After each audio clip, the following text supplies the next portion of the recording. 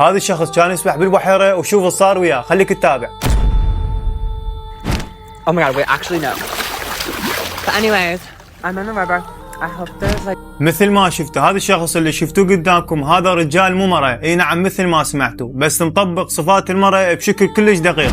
زين عادل وين الغريب بالموضوع؟ لا تستعجل خليك تكمل. A baptism.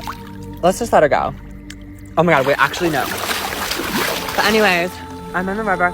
I hope there's like... I keep hearing like voices, but I hope there's not like a man out here.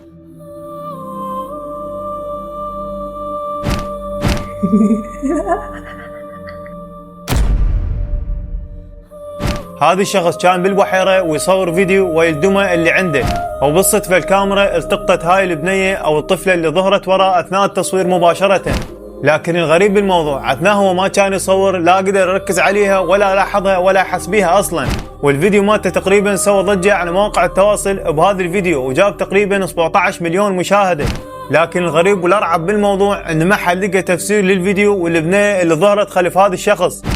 لكن احد التفسيرات اللي قربتنا على هذا الفيديو قالوا ان اكو بنية طفلة ماتت بهاي البحيرة غرقانة ولمدة شهر يدورون عليها وما تم العثور على جثتها.